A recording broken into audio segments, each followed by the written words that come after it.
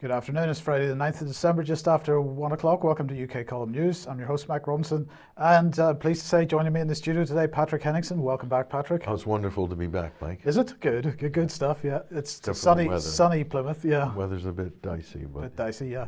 And we've got Vanessa Beeley joining us today as well. Welcome, Vanessa. We're going to get kicked off here, though, with the latest statistics about the NHS, because, of course, it's not going very well, is it? So this is the British Medical Association and their NHS backlog data analysis. And they're saying this is analysis of monthly data releases by NHS England to highlight the growing backlogs across the NHS, including operations data, cancer waiting list, GP referrals, and A&E waiting times. So let's just look at the backlog in terms of elective surgery, first of all, and see how this has gone.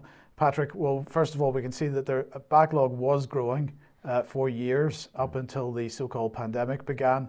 But obviously since then, the steepness of the graph has increased somewhat. So now we are at, as of October 22, 7.21 million people waiting for elective surgery. But it doesn't end there. Let's go back to emergency department attendances and waits. So the graph on the left is attendances. And basically we can see that aside from the dip as a result of the so-called pandemic and people being encouraged to stay at home, that's been pretty static across the months. But what has not been static is the 12-hour plus wait time from decision to admission. And that is unbelievably serious. I don't know if you've got any thoughts. Well, not only that, but I think a lot of people will find themselves, even if they do take that wait time, Mike, and this is what we hear a lot from people, that they'll go through the whole process, even at the A&E level, and still not actually get the treatment or the procedure or whatever which they intended to get or be seen to for the condition that they were meant to be seen for. Right. So there's that too. So there's a lot of problems with NHS service at the point of delivery. So as we were pointing out earlier in the week then, the government decided that the best thing to do was to use the private sector to try to cut the backlog. So they're intending to outsource much more treatment. But in fact, the BMA is saying this isn't necessarily going to work. Sorry, let's just bring this back. The extent, they say, to which private hospitals will be able to take on NHS waiting list initiatives going forward is unclear, given the increasing demand in the self-pay market and the backlog of private sector patients. So there's a backlog even in the private sector. Given that the NHS and the private sector largely draw on the same pool of doctors, additional capacity may be less than it initially appears. This was made clear in the 2020 block booking arrangements, which saw NHS gain facilities rather than workforce to run them. This is, at the end of the day, it seems, a personnel availability problem more than anything else. Yeah, and I don't know if we'll comment on this later, Mike, but you said that this is just the tip of the iceberg, isn't it? There's all the people Right. that aren't even seeking care for various reasons, or people who have just been completely put off or for whatever reason because of what's been going on over the last 2 years. So, I mean, the numbers really are by magnitude bigger than what those graphs are showing. Indeed. Now, on Wednesday's programme, Debbie mentioned the fact that Andrew Bridgen had stood up at Prime Minister's Questions and asked a question. Let's just listen to what he had to say. Thank you, Mr. Speaker. There have been more reported deaths and adverse reactions following mRNA vaccination in 18 months than there has been to every conventional vaccine administered worldwide for the last 50 years. And given that mRNA vaccines are not recommended for pregnant women or those who are breastfeeding, would my right honourable friend overturn the Big Pharma-funded MHRA's recent recommendation that these experimental vaccines are administered to children as young as 6 months of age? Well, Mr. Speaker, let me first say that I believe COVID vaccines are indeed safe and effective. He believes. Well, that's it. Rishi decrees. He believes that they're safe and effective, so therefore they must be safe and effective, right? Indeed. Well, Andrew Bridgen has been getting a bit of backlash. This is Leicestershire Live. Andrew Bridgen told he should apologise over dangerous COVID vaccine claims. And of course, the fact checkers have been out in force So here is full fact. Andrew Bridgen wrong to say COVID-19 mRNA vaccines aren't recommended while pregnant or breastfeeding. I notice full fact don't seem to be criticising his comment about it having COVID-19 vaccines having caused more adverse reactions and deaths than any other vaccine in history. They're not, but they're focusing on this. But let's just look at what they said here. Of course, they're writing to the defence of the MHRA. And they're basically saying that the MHRA runs the yellow card scheme. They talk about VAERS as well, but they say that as of November 2022, the scheme has received and analysed 177,925 reports covering 511,776 suspected reactions following vaccination with the Pfizer vaccine, and they give the equivalent numbers for the Moderna vaccine. But they say these reports do not prove that the vaccine was the cause of the adverse reaction, and the MHRA specifically states the relative number and nature of reports should therefore not be used to compare safety of the different vaccines. Well, of course, it may not prove that the vaccine was the cause, but it doesn't disprove that the vaccine was the cause.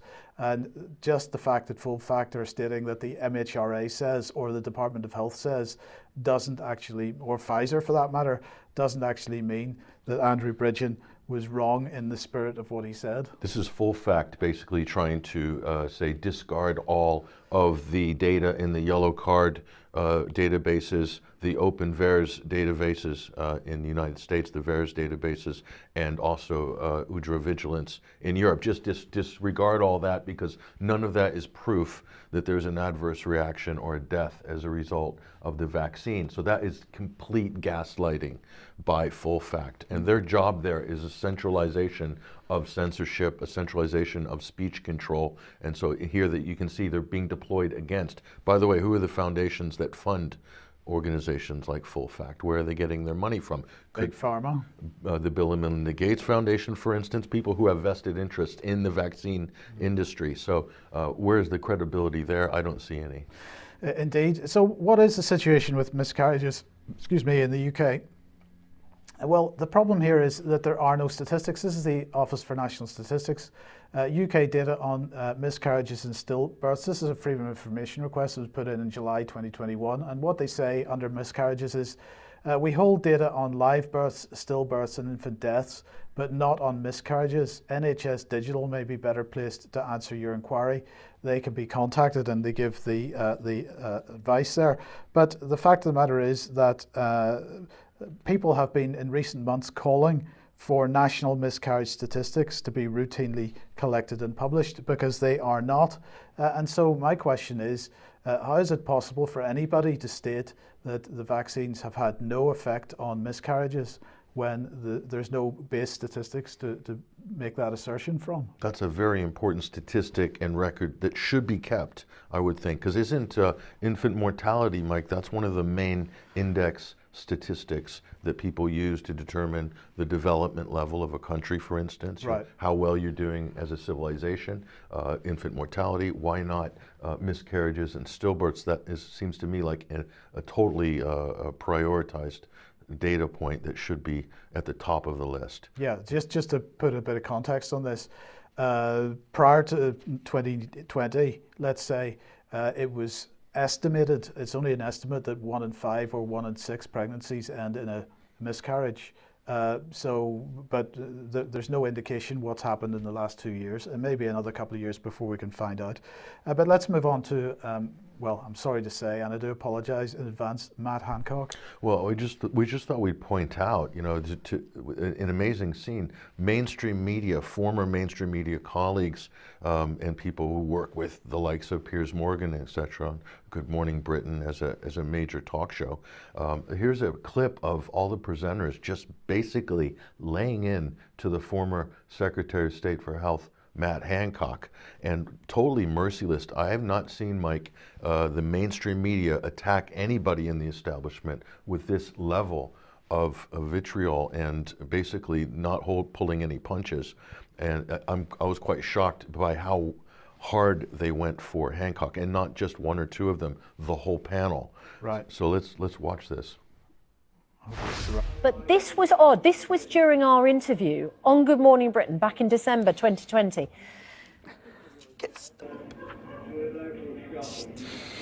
I mean, just in the word there, Oh, reacting God. it.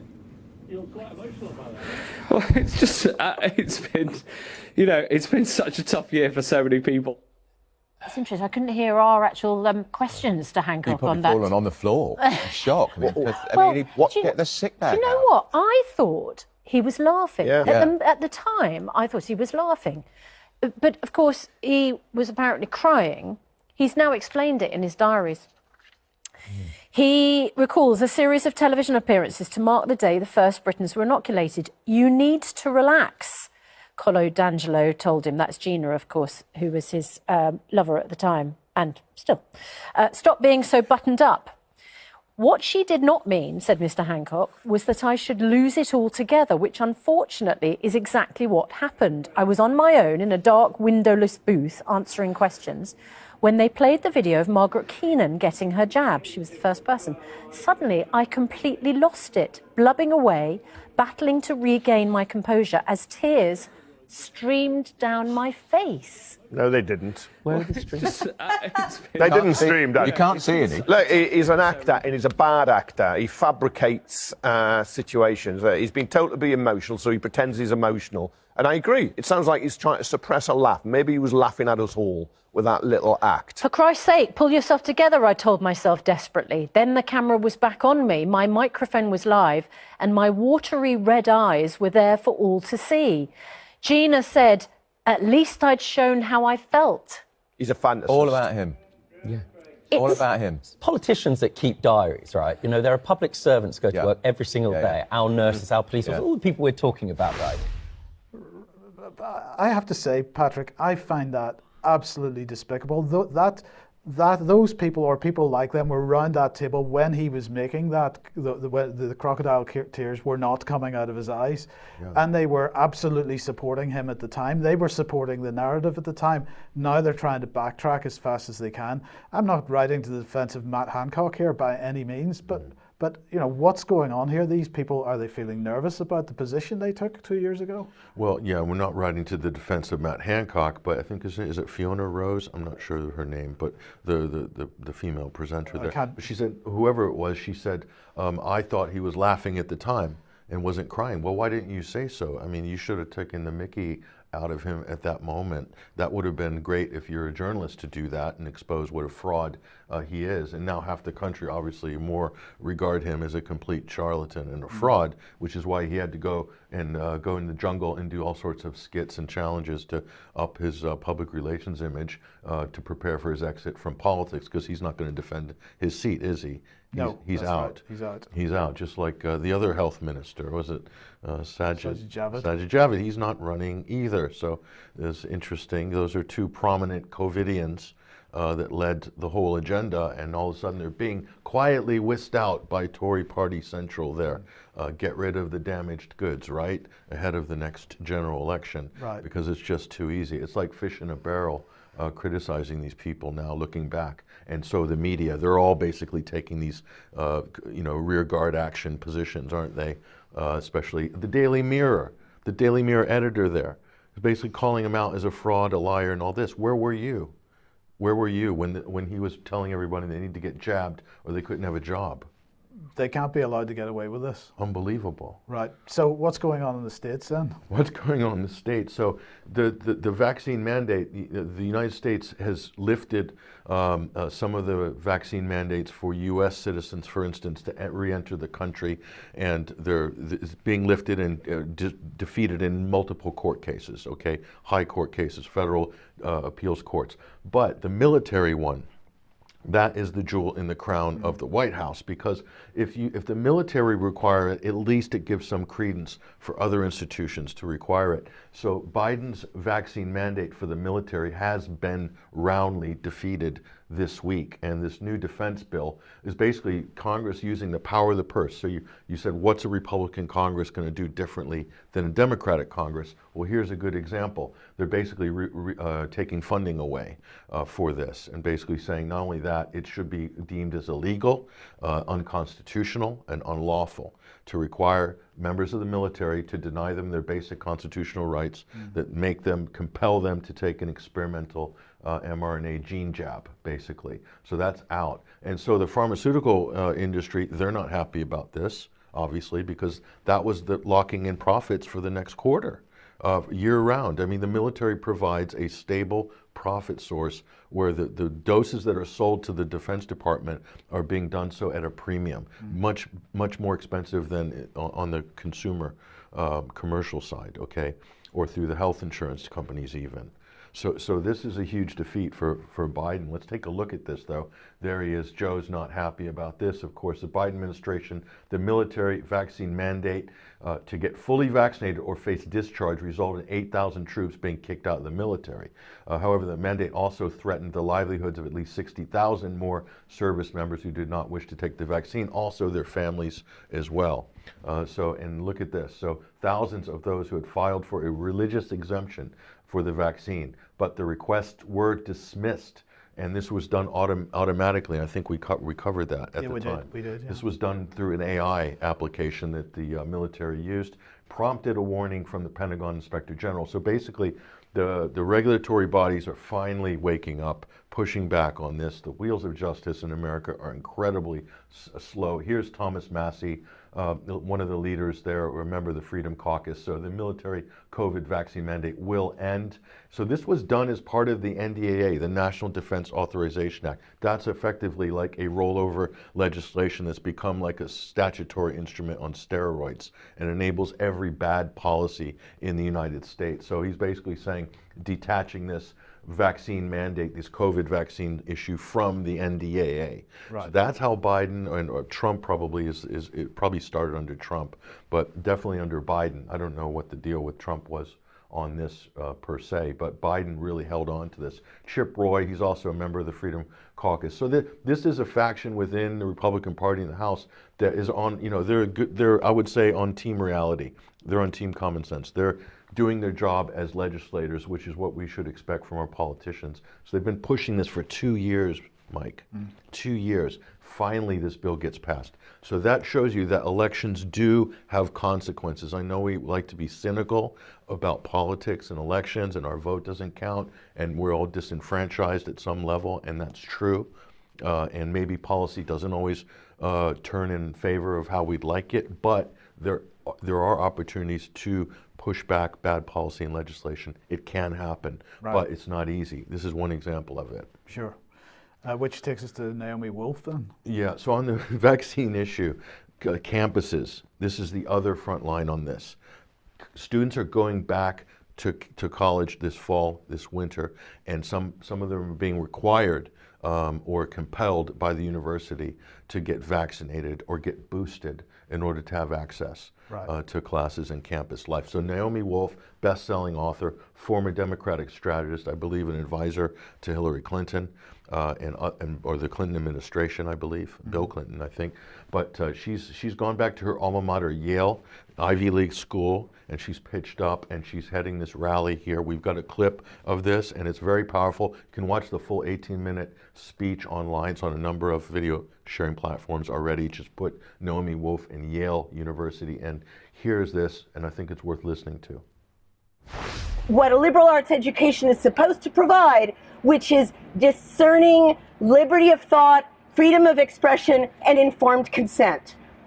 I cannot believe, like I'm literally speaking here, but my heart is breaking and I'm on the verge of tears because I cannot believe that in the year 2022, after 35 years of advocacy for women's health and human rights and civil liberties, I'm standing here to say Yale University should not mandate 17-year-olds, 18-year-olds, 19-year-olds, 20-year-olds, 21-year-olds with an experimental, dangerous mRNA lipid nanoparticle injection just so they can come back to school and resume their educations. I can't believe I have to say this, but here we are, and these young people who don't deserve to even have to think about this endangerment of their future, this crushing of their spirits just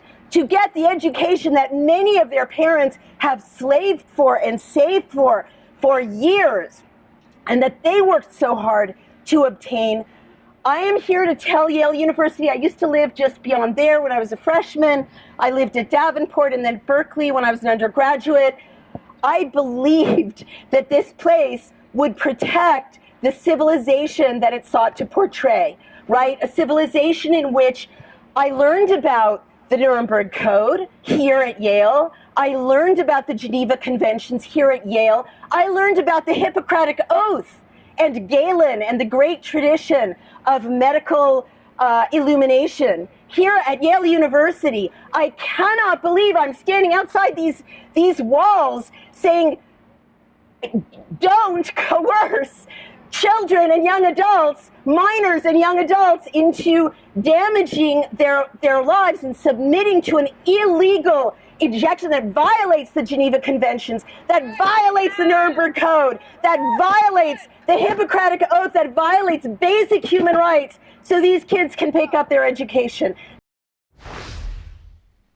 Fair enough. So if I had one criticism for Andrew Bridgen, MP, is that the points Naomi Wolf was making there are legal points. This is about the rule of law. Do we live in a nation of laws? Do we recognize international treaties that have stood the test of time, and all of a sudden all of these things have been discarded and thrown out the window? Those are the issues that he should be bringing as well on the floor of the House of Commons when he's challenging the Prime Minister, for instance, or that issue, bringing that issue up. Yes. Those are real. They can have teeth, but otherwise the fact checkers rule in the unproven realm of pseudoscience. So that's one suggestion I'd give to Andrew Bridgen. Yeah, okay. So where does that take us in terms of infertility, for example? Well, this is the big issue, and this isn't specifically to do with talking about vaccines, Michael, though a lot of people have made allusions to this. A fact with the risks of infertility for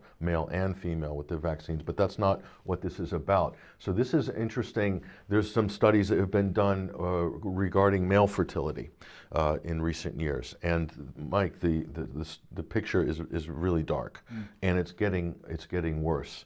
And we want to point to this here. I know I referenced that film Children of Men. That I believe that was 2006. Yeah, Clive Owen. Clive Owen, the star of that. So it was about the end of human reproduction. Literally people stopped having kids and they had no idea why, what brought that on. So 18 years passed, no new babies globally. So it's a science fiction film, it's a dystopian film, but is there some truth to this? Well, look at this National Pulse here, Spermageddon, they're calling it in this article, humanity may be functionally infertile by 2050, new study warns. So this is interesting. Massive decline in sperm counts are a global problem, according to new research that has evident implications for the survival of the natural human race. Current trends in sperm counts, if extrapolated, suggest as early as 2050, the species may have trouble reproducing. What does that mean exactly? It means this. Researchers have further corroborated prior information gained on sperm counts in North America, Europe, Australia, revealing the decline in sperm counts is mirrored in the South as well, in Central America, in Asia, in Africa too. China's experienced a negative birth rate. India, negative birth rate. They're not having a high enough birth rate to meet replacement on population. So this isn't just a European and a North American issue or a first world issue. This is global. And look at this. The median man will have a sperm count of 0, meaning that 1/2 of all men will produce no sperm at all, and the other half will produce so few as to be functionally infertile. That's the important term, Mike. Functionally infertile. That means that you'll have a range, but the median is going to be 0. That means 2050, this Spermageddon or this Children of Men situation could become a reality. Nobody wants to talk about this. This is hugely uncomfortable issue to talk about. Do you see any politicians talking about this? Are they interested in talking about it? This is kind of an existential problem for humanity. What else is more important? I don't know. Maybe climate change. What do you think? I mean, this is real. So all we can talk about is climate change. So I don't know. I watched that film, Mike, years ago, and it left a heavy mark on a lot of people who It's, watched of course, it. also the basis of The Handmaid's Tale. If anybody wants to watch popular culture and see this type of subject being tackled. Yeah. But let's move to China then. Finally, on this subject, Patrick. And the question is: has China begun implementing its relaxation of COVID zero? Well, this is interesting. So this has been a big damaging issue for Xi Jinping and the Central Party. Okay, so they are lifting restrictions. They're relaxing restrictions a little bit. The good news is the market has reacted. Investors are reacting positively. They're moving back towards doing business with China on this because it was an impossible environment. But what are they really proposing here? So instead of lockdowns, massive lockdowns, now they're moving to targeted lockdowns. So instead of whole cities or whole districts within a city, you're talking about apartment buildings or floors within an apartment building. So they're still doing this targeted lockdown, shorter lockdowns. So instead of longer periods, shorter, briefer periods. And they're only closing roads and major thoroughfares for what they would deem extreme emergencies. So they used to give the local prefect the authority to make these sort of broad sweeping lockdown anti-COVID measures. And now the Central Party stepped in and said, you guys can't do that, only if it meets certain thresholds. And so they're also relaxing the health code. So China has that pass on the smartphone with WeChat app, and where it's a traffic light system. So now they're relaxing the health code system. So you're allowed to self-isolate if you're an asymptomatic case. Before, even an asymptomatic case had to go to the government field hospital or the COVID camp. And so now that's been relaxed. So they are pulling back, but all the restrictions are still there. They're still there. They've just been dialed down and localized. Okay. So that's interesting. So I think people should pay attention to what's going on in China, because it could be reflected in our policy too if our governments still want to press these buttons. Okay, if you like what the UK column does, you would like to support us, please head over to community.ukcolumn.org. There are options to help us there. You could pick something up at the UK column shop, but we just would like to say that with the way that the postal strikes are going, another strike today, then things are getting increasingly dodgy about whether we'd be able to get stuff to people by Christmas, and we're hearing very disturbing tales of what's going on in post office sorting offices, so you may want to consider that, but also please share the material on the various platforms.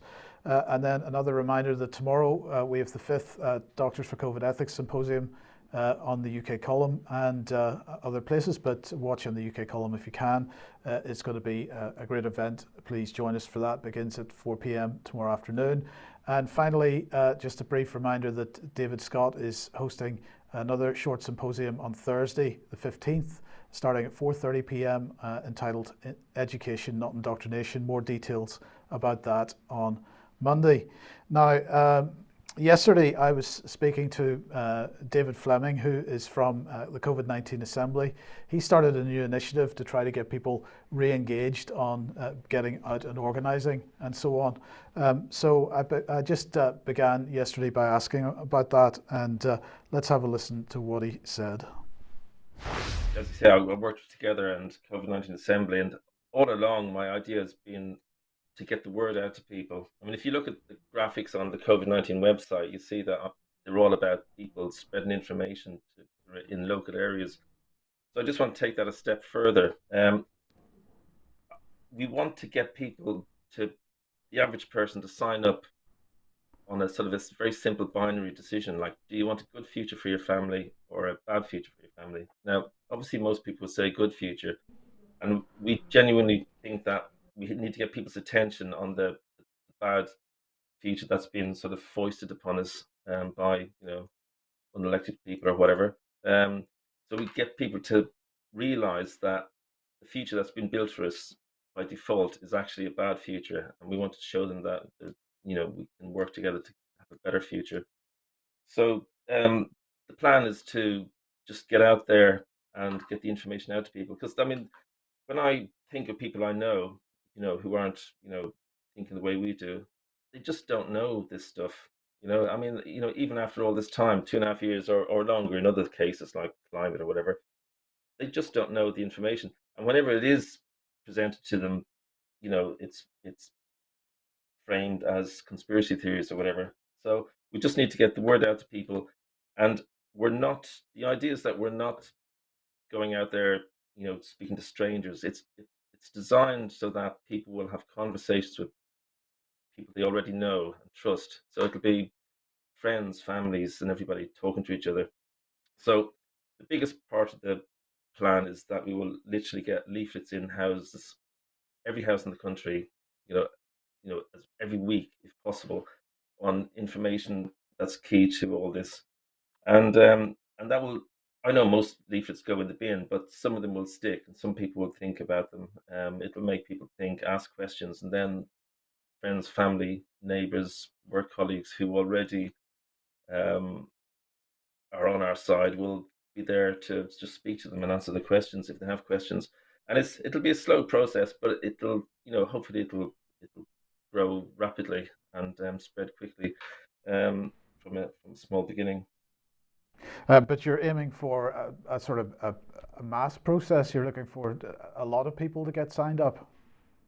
Yeah, the idea is that, it's a two-stage process. Right now, we're in the process of getting people already on our side together, working on this, and then we'll get volunteers from that to go out on the street delivering leaflets, getting the message into homes, and then it'll grow from there. So some people will sign up as well, and it'll just go from there and grow bigger. I've worked out quite a good plan on how to get things out there and how to make it sustainable, to make people leaflets are relatively cheap, so it can be crowdfunded by just a few volunteers each time to get the leaflets out there. So it's not money isn't the biggest problem or anything. It's just getting people out there. So we're starting small, but hopefully it'll grow quickly. I know there's a lot of people out there who are already interested. We've had thousands of people sign up already, so it's the plan is it's going to work. We're going to test it soon in Oxford. We're going to go to Oxford and have a day there the first week of January. Based around the 15-minute neighbourhoods that they've announced, just to get the word out there to people that this is part of something bigger, and it'll show how we can work. Yeah, I think that's a very good idea. Now, I've noticed on the website there are some well-known names have already sort of put their faces to this. So who's signed up already? Well, yeah, Ryan Fulmish is behind us. Mike Eden, Tess Laurie. There's loads of people. Majid Nawaz. We've Patrick Wood, who's great on technocracy and that. So yeah, if you go to the website at notourfuture.org, you can see who's on board. But yeah, we've got a growing list of well-known people. I wanted from the start to get people from all across, COVID, climate, economy, just to get to show people that this is more than just COVID. That's and even more than climate. So we want to get people in there who are focused on the money side of things as well, which is obviously crucial to all this. Are people able to sign up already for the effort in Oxford in the first week of Jan? Yeah, there's two things you can do on the website. You can sign the pledge, and the idea is that it's a pledge between people. It's not a petition. I don't like petitions. We're not asking authority for favors. So sign the pledge, or there's a volunteer form if you want to, offer your services to manage a team, deliver leaflets, that kind of thing.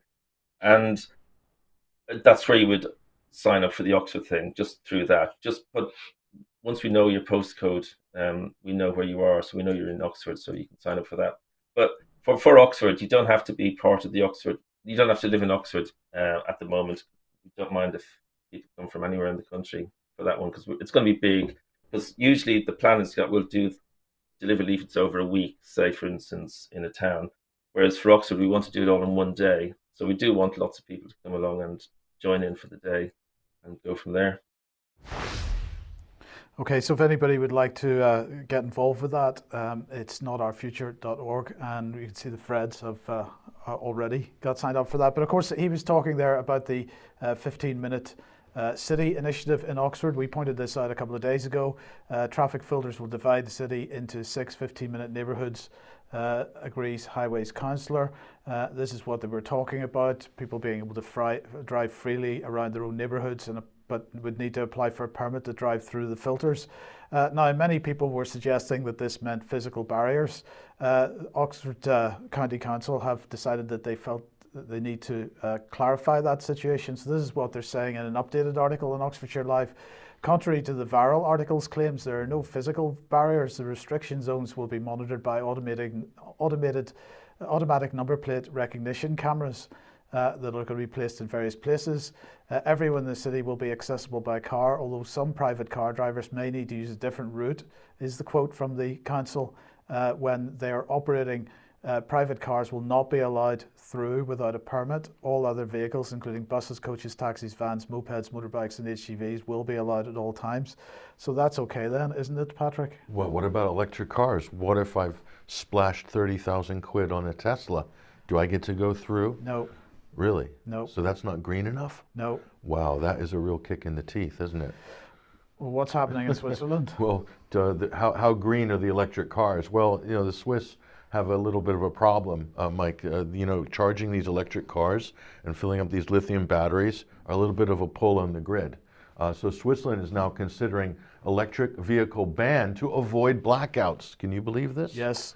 So there's the Tesla pulling up to charge there to pull that green energy, that coal-fired and natural gas-fired green energy, and fill up that lithium battery. So this is going to become a problem, Mike. Imagine if everybody had electric cars. What do you think that would be like in terms of taxing the energy grid? We have been talking about this for quite some time, and of course the energy grid will not be able to support it. Yeah, and so this is just Switzerland. This is just Switzerland. What's interesting about Switzerland, Mike, where do they get their electricity from? France? Well, they used to. They used to. France used to be a net exporter of power. Yep. But because of green energy policies and McKinsey and Company taking over the bureaucracy, Emmanuel Macron has decided to try to denuclearize France, which is really a genius thing to do considering that is their main source of power. And they were exporting. So here's Macron now. And check this out. So he's demanding that people stop spreading fear, panic about the potential of blackouts this winter. He's saying, stop the panic. It's not going to happen. We've got it all under control. RTE, the state energy institutions, got it all under control. And here's Macron. We are a great country. We have a great energy model. Actually, maybe you did. We will hold on this winter despite the war. You see, invoking the war there. So all of this is because of Putin and Ukraine. Okay.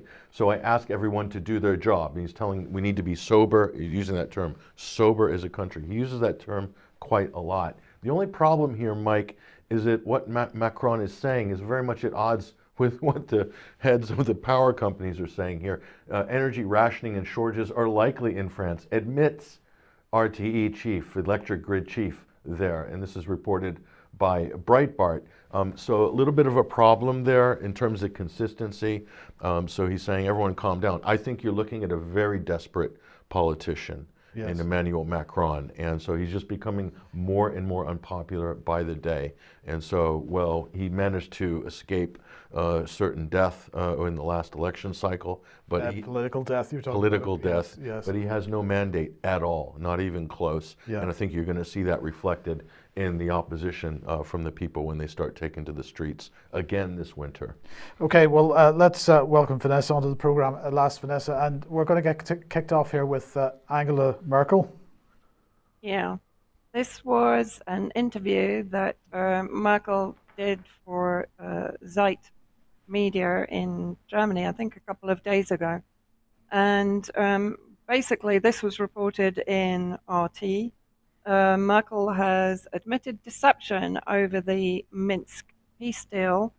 And then reading from the text in the article in an interview with Zeit magazine published on Wednesday, Merkel said that the Minsk protocol brokered by Germany and France was an attempt to give Ukraine time, which it used to become stronger, as evidenced on the battlefield now. Of course, that also means that gave NATO time to build up its own military bases and to send weapons into the Ukrainian forces, including, of course, the neo-Nazi forces of the Azov and Aidar and various other battalions. She was referring to the first of the two documents known collectively as the Minsk Agreements that were designed to help Kiev reconcile with rebels in the east, in Donbass, who had rejected the outcome of the US-backed armed coup in Kiev 2014.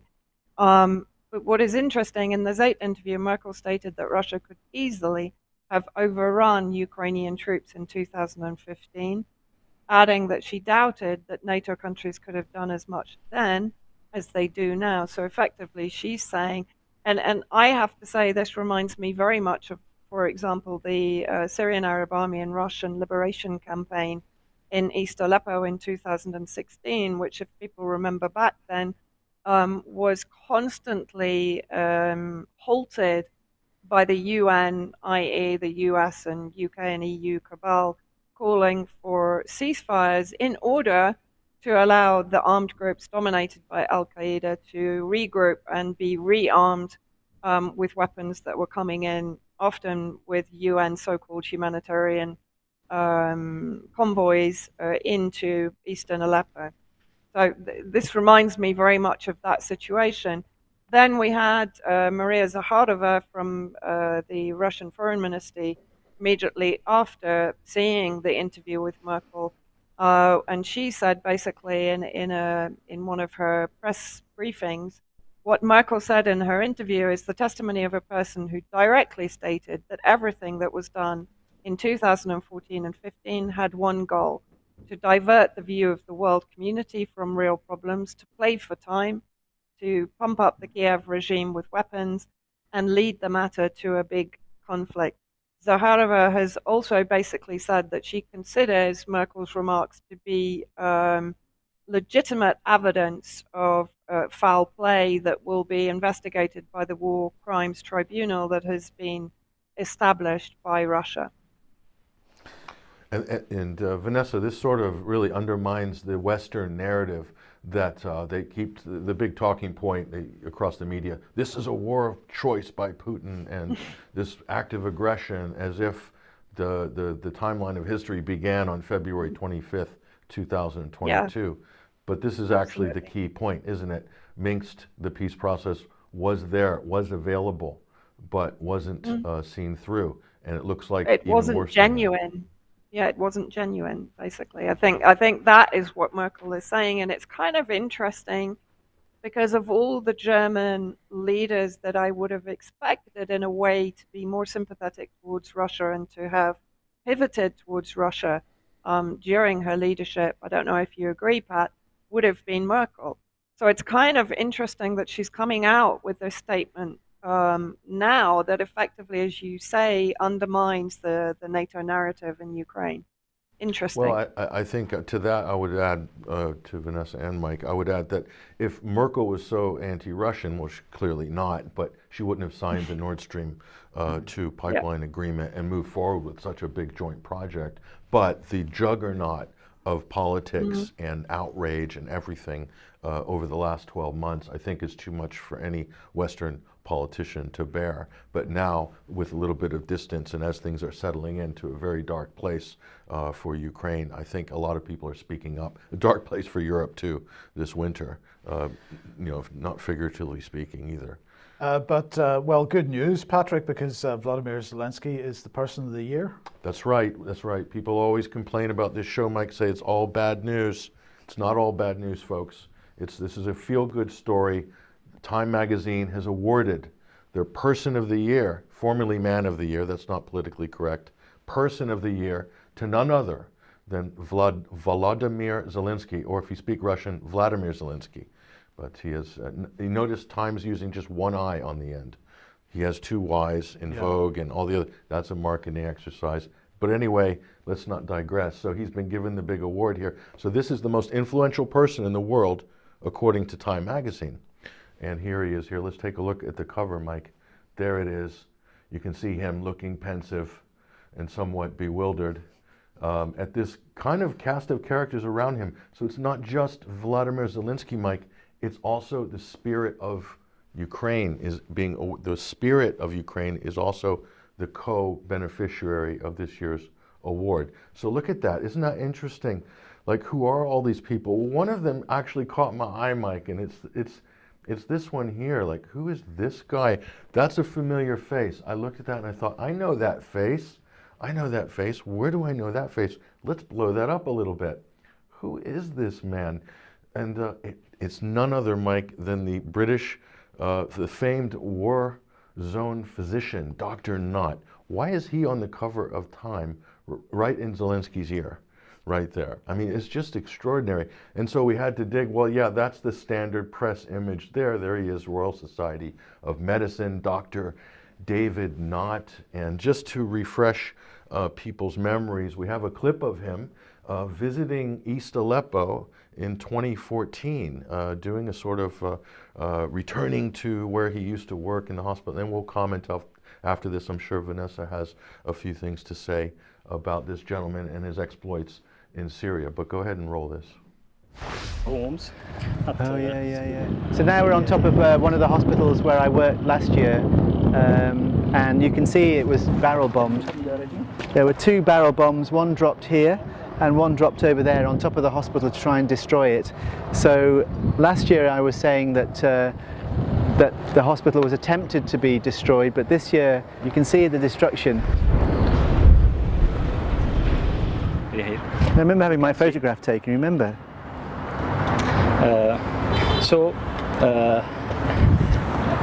I advise not to stay up here too long. Yeah, too dangerous there, up there on the roof. So that's Dr. Knott, and so he's known as this guy who goes to war zones and operates on the wounded in war zones. The only problem is, Mike, he only operates on one side of the conflict, and it's usually the side of NATO, whether it's in Syria or Libya or in wherever, Bosnia. Yeah. So this is why he's famous. He's got a big foundation. Again, why is he on the cover of Time next to Zelensky? Well, he's been doing, I guess, this work in Ukraine as well. Take a wild guess which side of the conflict he's on and who he's working on. But Vanessa, you know, he shot to fame in our eyes when he claimed, I think it was on a BBC report, that he had to instruct surgeons by Skype because it was too dangerous, but that the Russians hacked the Skype call, got the location, the GPS location, and then bombed the M10 hospital in East Aleppo. Is that the name of the hospital? I believe that we visited that hospital, didn't we? Mm-hmm. Yeah, and it was directly opposite a Nusra Front headquarters and a White Helmet headquarters that were shared facilities, of course, as they were throughout Syria. But also the really, the major story that broke with Dr. Knott, if you remember, was back in, I think it was 2012 or 13, the story of the Syrian Arab Army sniper who had managed to kill a fetus in a pregnant woman's belly. And the X-ray image of the bullet in the fetus head from inside the woman's stomach was published all over the BBC, The Guardian, The Times, before, of course, being completely debunked by genuine medical professionals who said, you know, this is entirely impossible. Had the bullet entered a fetus's brain through the woman, you wouldn't have the intact womb, and also the fetus would be disintegrated, and you wouldn't have the bullet in perfect form in the fetus's head. I mean, it's insane, but of course, you know, people suspend disbelief. But Knott also, of course, established Medics Under Fire, which also included Hamish de Bretton Gordon of the fridge bomb fame, and the amplification of the chemical weapon narratives in Syria. Close friend of James LeMessurier, who established the White Helmets. But also in Medics Under Fire was Toby Cadman, the UK FCO-funded lawyer that is contracted to basically bring war crimes charges against President Assad. I think her name is Dr. Sayela Hassan, who was, I could have that name completely wrong, I think that's right. who was, I of think that's course, right, involved in BBC Panorama saving Syria's children. So there you go. That's a small part of Dr. Knott's fraudulent pedigree, basically. I can't think of any other way to put it. Well, you know, he's a national treasure, according to the BBC and others. So he's widely revered and made it to the cover of Time, which is another great achievement for the good doctor there. Let's take a look at that cover again, though, Mike. And there's been a few revisions to this cover, as you might imagine, in the memsphere. Let's take a look at this. A little bit of a transition, metamorphosis, and you get this. This is circulating. Grifter of the Year, Vladimir Zelensky, and the Nazis of Ukraine. And it's a very different cast of characters, as you can see, surrounding Vladimir, and he looks like he's been in a snowstorm or something. Sean Penn's there on hand, just on the bottom left-hand side. You've got everybody, Victoria Nuland, Hillary Clinton, Angelina Jolie, Biden, of course, Pelosi, and then a whole host of Nazi Azov battalion fighters there. So it's very interesting. So people are pastiching this, and this is another version here. This is Vladimir Zelensky and Sam Bankman-Fried, a sort of hybrid character there.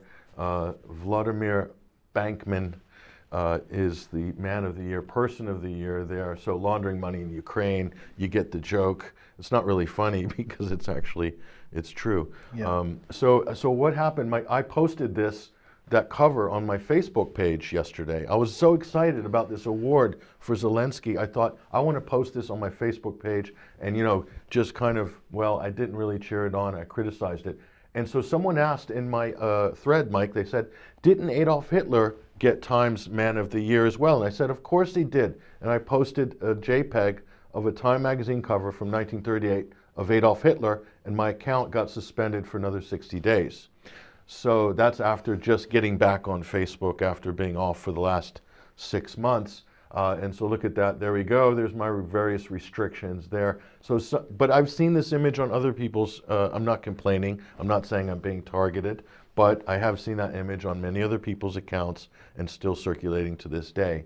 So unfortunately, this issue is being very tightly policed on social media. Facebook is whitewashing Nazism in the Ukraine, and that's the bottom line, and that's the real joke of it all and the community standards at Facebook. Okay, well, if big media organizations are supporting Zelensky in Ukraine, there's also fundraising going on in the fashion industry, Vanessa. Yeah, this was, it's a relatively, it's not a very new story, but of course, there's been a lot going on, both with Zelensky, of course, and also with one of the ambassadors that is working to fundraise for Ukraine, ostensibly. So basically, I wrote this up at my Substack. People can find it there from yesterday. Balenciaga, creative director, is ambassador for Zelensky's United 24 fundraiser. And as I put, the normalization of Nazis by fashion moguls, astronauts, and academics. You'll see why I said that in a moment.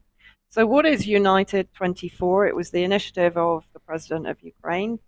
Unfortunately, he hasn't changed his clothes since February 2022, but he established it back in February, March to raise more funds, despite the billions that he's getting from the States and the EU and the UK.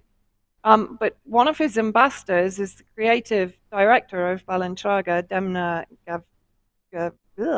Gavsalia, I'm sure that's mispronounced, who's ambassador of President Zelensky's fundraising platform, United 24.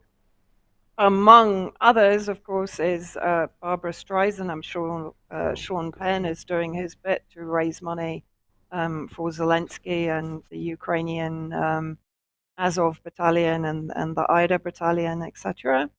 And then let's have a look at Balenciaga. Of course, people will probably know that Balenciaga were recently the subject of some controversy. This is a headline in Just One article talking about it. It was inappropriate. Balenciaga's creative director breaks the silence amid ad campaign controversy. Now, what was the ad campaign controversy was that children were effectively used for a photo shoot promoting Balenciaga teddy bear bags. The unfortunate thing were the teddy bear bags were dressed in bondage gear and wearing fishnet stockings and had very young children under the age of 10 holding them in the photographs. And in one photo, court documentation can be seen on the desk where the Balenciaga bag is placed from the 2008 case titled United States versus Williams. The controversial case ruled that the pandering of child pornography did not violate the First Amendment, even if the person charged with such an offense did already possess such pornography to trade. So Balenciaga were basically accused of sexualizing children, grooming children, and using children for child pornography. People might also remember, I was reminded on the Substack post about Azov films in Toronto in Canada in 2011 that were investigated by a Canadian police operation called Operation Spade. And they found amongst their portfolio 63 videos containing child pornography. They were shut down. And then in 2013, there was a sort of equivalent operation, which you also probably remember, also called Operation Spade in the UK. Interesting that Azov films were made in Eastern Europe, and with the name, one can safely speculate that they were being made in Ukraine. Just a little aside, but it connects into this, I think. So how much has Zelensky raised to date? Well, a very paltry sum of 237,850,771 through various methods. Why is this fundraiser important for both Ukraine and the world? Of course, he talks about the terrorists in Russia attacking essential civilian infrastructure, and we have a very similar kind of tagline to what we used to hear in Syria. They attack houses, schools, and hospitals, killing civilians. And he talks about millions of people have been left defenseless right before winter. And he's talking about the Shahed Hunter anti-drone systems. If the Shahed drones, which are from Iran, are not prevented, Ukraine will face a humanitarian catastrophe of unprecedented scale. All of this kind of hyperbole is very familiar to those that have followed any imperialist or NATO venture, including Iraq and Libya and Syria. But then look what he says here as the last point, which I sort of, it kind of reminded me of the way that Erdogan used to blackmail the EU with the refugee crisis. And here you have Zelensky basically claiming Ukraine cannot export electricity to the EU, which supports the stability of the European energy system. So effectively what he's saying, unless you fund me to purchase anti-drone systems, you're not going to have electricity this winter. So the other point that I want to make here, of course, all of these funds that he's raising supposedly to rebuild Ukraine, and on the website there are a number of images of destroyed hospitals, destroyed schools. Of course, we know that the Azov battalions are occupying hospitals and schools, just as Al-Qaeda did in Syria, and that is why these particular buildings are often being targeted. In many cases, like the maternity hospital story, they're not even being used anymore as a maternity hospital. They're used solely as military headquarters. But I would almost guarantee, that the majority of these funds that are coming into Ukraine and to Zelensky are just going to disappear. Who's going to be auditing them? Who's going to ensure that they go where they're supposed to go? Just as we saw in Syria, the funds that were coming into multiple agencies here in Syria, and there is no accountability. There has never been an audit of the White Helmet, for example. And then let's listen to Claire Daly again in the European Parliament talking about exactly that, the money that's coming into Ukraine. Billions of EU assistance going to Ukraine are not free, they're loans, which Ukraine will default on, and they come with neoliberal strings attached. If you listen to the economists, Ukraine is marked for a nightmare round of shock therapy, a sell-off of public land, deregulation of labour, sale of public assets, on it goes. The country's future is being sold to finance a proxy war that's tearing it apart. And of course the loans have preconditions that Ukraine must uphold democracy and rule of law, but since the tap was turned on, Zelensky has banned most opposition parties, shuttered the media, attacked trade unions and workers' rights, but the billions keep flowing. This is a country our Court of Auditors have said was a country accused of grand corruption. And on it goes while the EU policy seems designed to prevent peace and keep the war going at all costs as long as ordinary people pay. So between Russian tanks and European banks, there will be little left of Ukraine when this is over. Don't forget, war is a racket and there's going to be hell to pay for this one. Well, strong words again from Claire Daly, absolutely on point, of course. Ukraine is effectively a failed state that's being kept afloat with the money laundering activities of NATO member states. But coming back to the fundraiser, what else is Zelensky looking to fund? A fundraiser that will become a game changer during the formation of the world's first naval fleet of drones. So, you know, he's basically not only asking for defense systems, which of course very much plays into the NATO narrative that Ukraine is defending itself against an aggressive Russian state, but he's obviously also looking for offensive weapon capability. Let's see what else he's advertising to raise money. This is Azov-style. It's an Azov-style bracelet, a symbol of perseverance. The bracelet that you see is made from the last pre-war batch and of steel manufactured at the legendary Azov-style plant, a symbol of incredible courage that tells the story of might and fortitude. It also tells the story of being occupied by the Azov battalion that, of course, now is being normalized and glorified by Western media that back in 2016 were raising outrage about the growth of far-right and neo-Nazism in Ukraine. Extraordinary to kind of see this complete reversal or inversion of reality. Of course, Mariupol is predominantly also pro-Russian. Then let's have a look at some of the other ambassadors. So here we have Timothy Snyder, a professor of history at Yale University, author of a book called Bloodlands, which ironically describes the oppression of the Hitler regime and, in his view, Stalin also. Now, he's directly involved.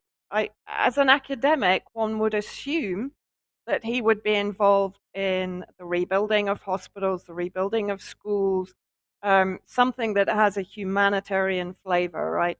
No, in reality, he's raised $500,000 to buy the anti-drone system. Why does this academic consider that that is not a breach of academic ethics?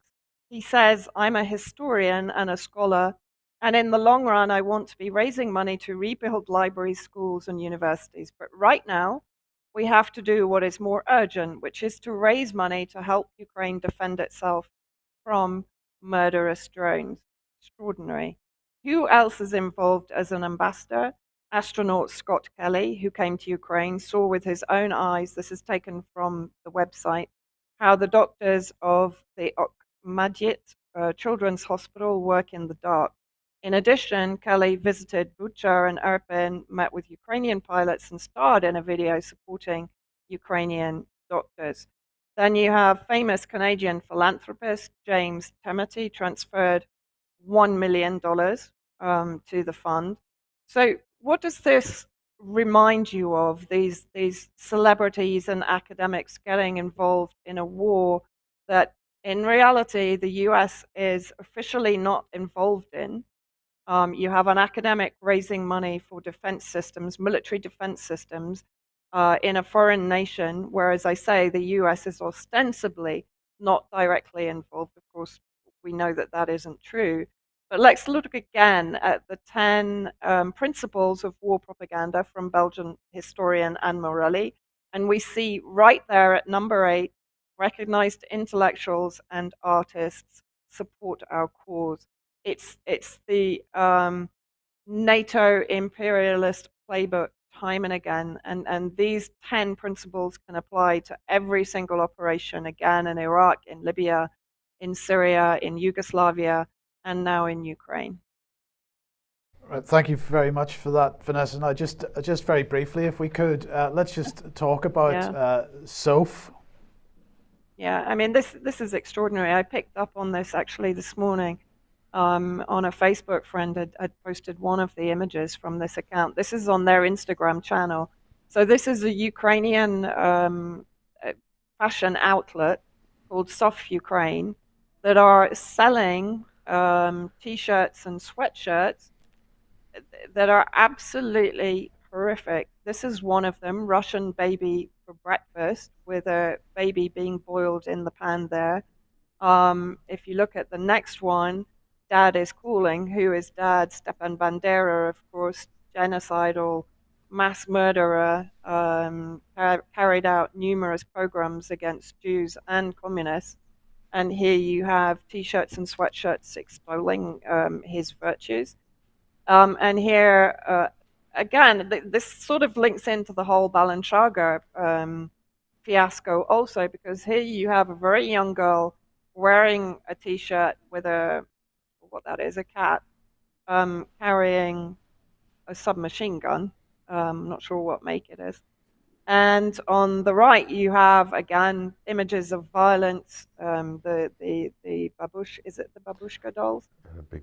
Being exploded. I mean, just extraordinary that this stuff is openly being sold, and you can find similar on Amazon. You similar of the most popular kind of media and mail order websites, and yet nobody is shutting it down. And yet, you know, we have our Patreon accounts shut down for agreeing with scientific assessment of the dangers of vaccines. It's just, I mean, it's unbelievable. Yeah. Okay. Well, brilliant. Thank you for that, Vanessa. Let's move on, Patrick, then to freedom of speech and what's going on with Twitter. Well, the Twitter files is probably the biggest political story in a lot of people's estimation, Mike, of the modern era, but it's just not getting any coverage. So as we learned last week, and as you reported as well, but now, look, blacklists are being discovered. So there are actual blacklists. So the thing is, a lot of people weren't expecting that this data would ever see the light of day.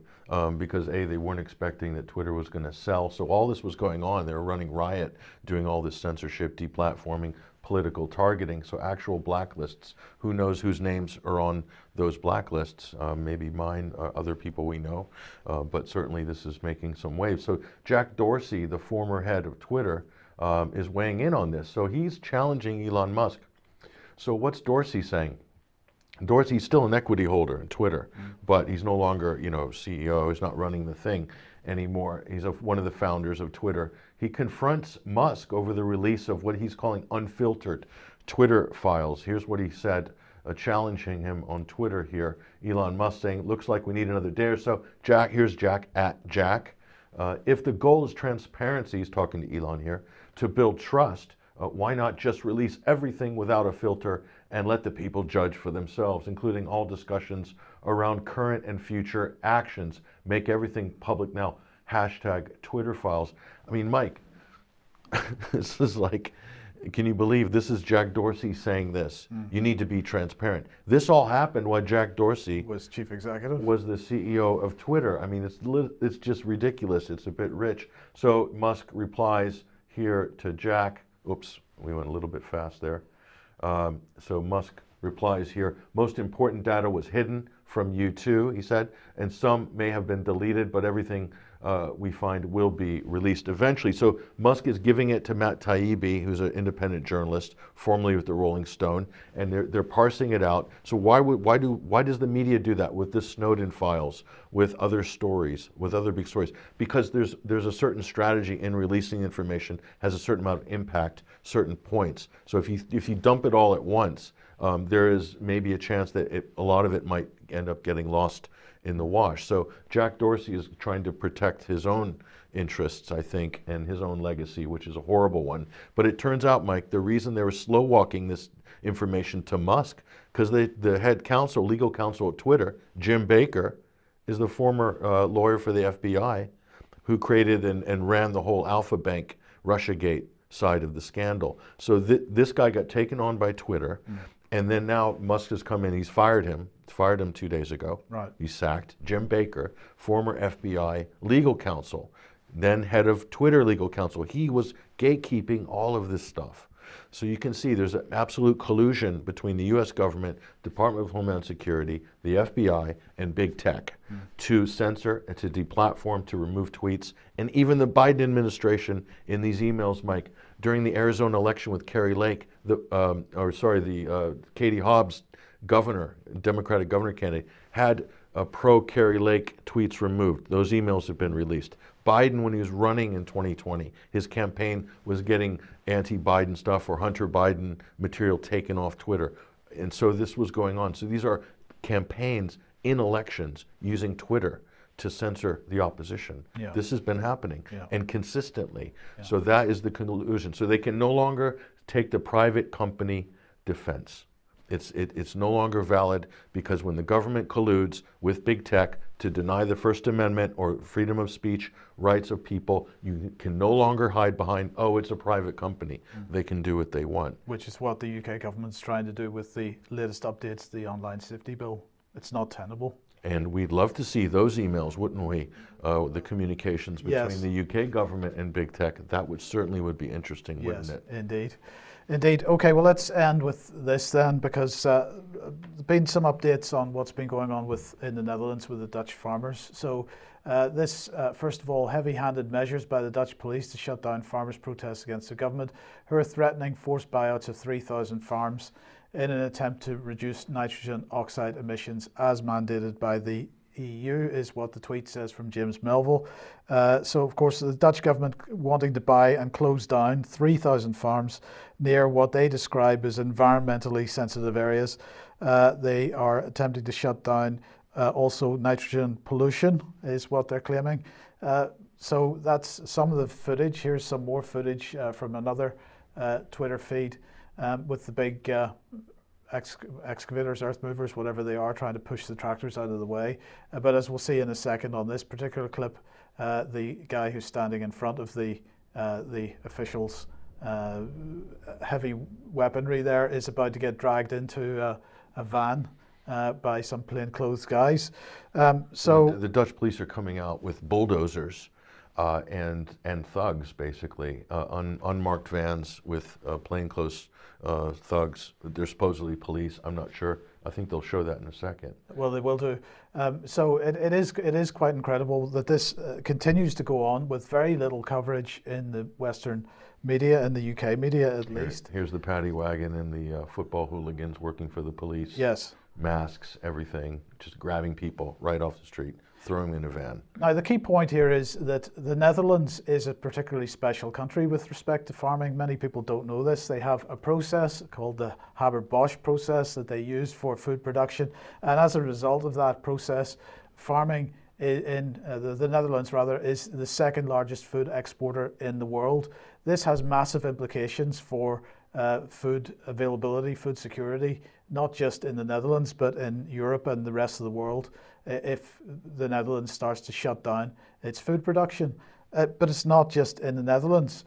In the UK, farm leaders warn of huge contraction in UK food production. This is Farmers Weekly from a few weeks ago. We're seeing huge contraction in the protected crops sector. They're also seeing huge contraction in vegetables and fruits in the UK. And I left that see also at the top of that little insert there, food production and environment go hand in hand, says DEFRA Minister, because of course at the back of this, Patrick, is the Agenda 2030 and the various World Economic Forum, a Green New Deal, levelling up, whatever term you want to put on it, and so on. Also in the UK, we've got to remind ourselves, record avian flu outbreaks, sees 48 million birds killed in the UK and EU as slaughtered on suspicion progresses. And we're starting to see availability problems as a result. This is Birmingham Live. Supermarkets report stock shortages. But this isn't something that's new. This has been going on for a while. So this is back in 2021. Shops record lowest stock levels since 1983. The shortage could last until Christmas. And here's a more up-to-date article from July. Lidl says stock issues to blame for empty freezers and chillers. This continues to go on. Not the Netherlands, not just the UK, also France. Let's do a quick translation of this. Stoppages in sight for food production. And basically, this is the canned food specialist Coflego, or I can't remember exactly what they're called, but anyway, 300 million euro turnover. They have temporarily shut down 4 of its 8 factories in France, beginning on the 2nd of January. That's 80% of its production, and this is a result of the cost of energy. Okay, so this is the announcement that it's actually going to shut down most of their production. But if we move on to this, France sees soft wheat crop down 7% in this year. And so this is also the availability of food and so on going into the food production chain is also causing problems as well. But of course, what's the reason for it, Patrick? It's not government policy, it's conflict.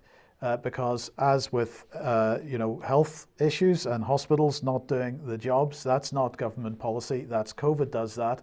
In this area with energy or with food production, the reductions in availability are not because of government policy, they're because of conflict. We've got to make sure we remember that always. And who's responsible for the conflict? Putin. Everybody say it all together. Putin, Vladimir Putin, it's his fault. Mike, the question is, if Europe can't produce food, or food production gets disrupted or reduced in Europe because they literally can't afford to either run factories, the government is shut downing farmlands, wanting to rewild farmlands, take the Dutch off the farmlands because of climate change goals, where's the food going to come from? It's going to have to get imported from somewhere, and it's going to be not cheaper, it's going to be more expensive. I dare say the quality will be less. And GMO will then be a major option. So those who are well invested in, like Monsanto and Mr. Gates and so forth, fake meat being produced elsewhere via soya crops or whatever, and that's going to get imported. So this is an interesting trend. Europe, the UK, not able to produce energy, not able to produce food, totally at the whims of external forces. Correct me if I'm wrong, Patrick, but 6 months or a year ago, maybe a bit longer, there were headlines about Bill Gates buying up huge quantities of farmland. Now, as we see the small farmer being pushed out of the market, did Bill know something at that stage, do you think? Well, that's why he's rich, Mike, because he's just that much smarter than everybody else. He knows where to park his money ahead of time because he foresees these things like pandemics. This is why he is the great entrepreneur and philanthropist that he is, Mr. Bill Gates. Indeed. Vanessa, thoughts? Well, also not forgetting that Zelensky sold off, I think it was 18 million hectares of Ukrainian arable land to the likes of Monsanto. So as I said, the majority of Ukraine doesn't belong to Ukraine anyway. Yes. But also, that's an interesting slot into what you've been talking about. Thank you for that. But the good news is, Mike, they're loosening up marijuana laws.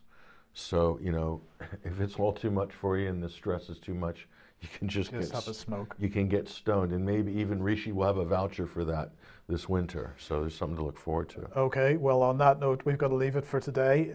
We'll be back in a couple of minutes for some extra on the main live stream. But otherwise, we'll see you at 1 p.m. on Monday. Hope everyone has a great weekend. See you then. Bye-bye.